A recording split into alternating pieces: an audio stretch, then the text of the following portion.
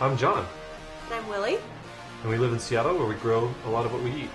Yep, in our backyard we have chickens, bees, and a big vegetable garden. And here on Grow Cook Eat, we show you how to make a meal from the garden to the table.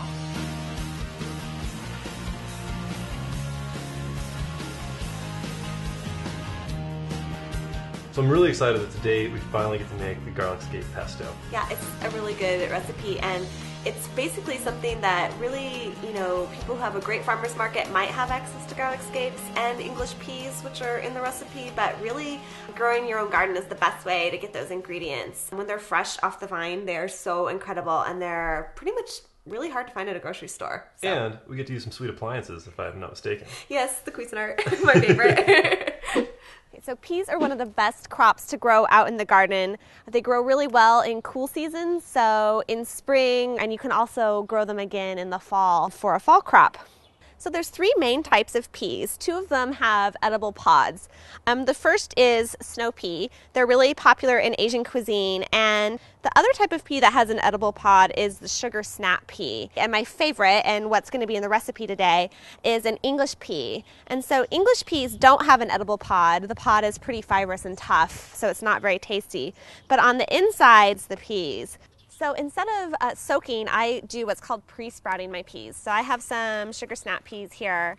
What you do is you take a double layer of paper towel, you get it wet, and then you put your pea seeds out on one half of the paper towel, and then you fold the paper towel the other side over the top of the peas. So they're sandwiched between two layers of wet paper towel. You take the towel, you slide it into a plastic bag that has a zipper on it, and then you zip up the bag 3/4 of the way, leave a little bit of air for ventilation, and you want to keep this in a warm spot. I keep it in my kitchen, and it needs to be someplace that you see that you'll remember to check on it, because you want to check on the peas every day. As soon as you see the little roots emerging, that's your cue to take the peas outside and plant them.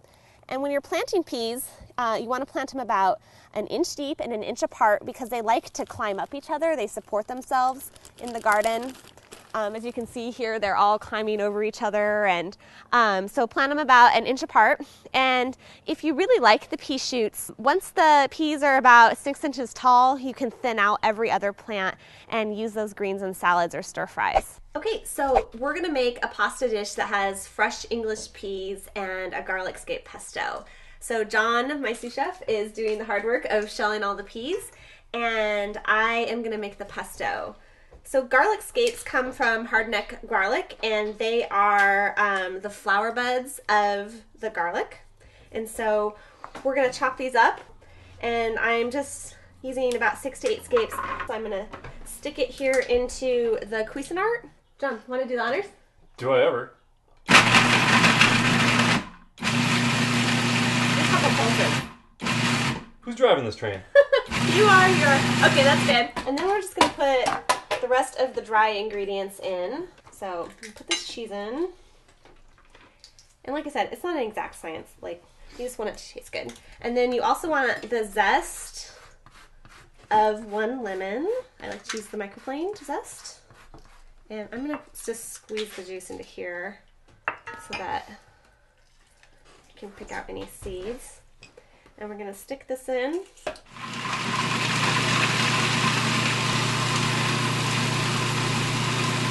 Okay.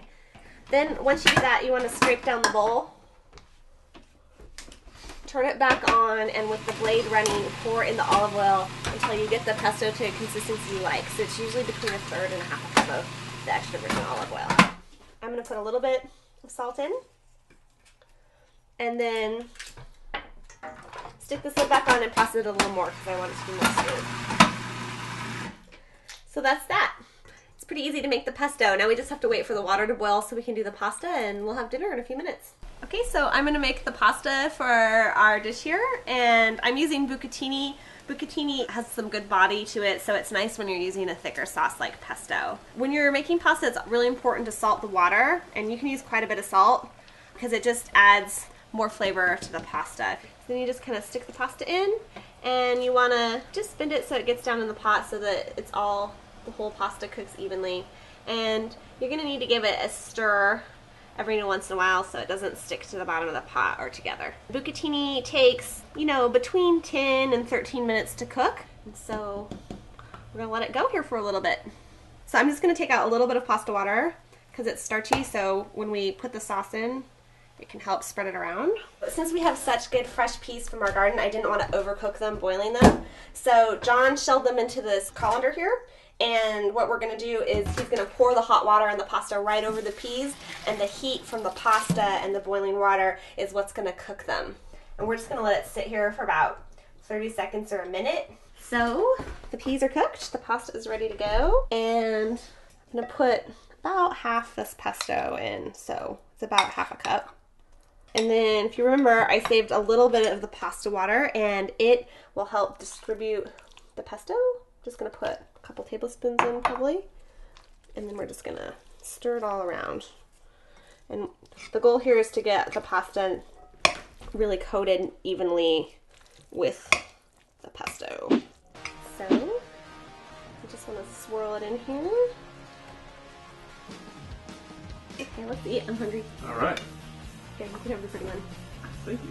I know pasta's not your favorite, but I think this is really good. It's just really light and tasty. I'll let you know in a second. Okay.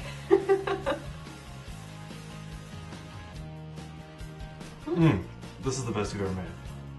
You did it again, Will. That one's really good. Yeah, I really like the garlic scapes because they're milder than just a big clove of garlic. If you really like this recipe, I encourage you to grow a lot of English peas next year, and also you can freeze that garlic scape pesto, and it's such a treat in the winter. And you can even make it with frozen peas in the winter and have a little bit of a taste of summer.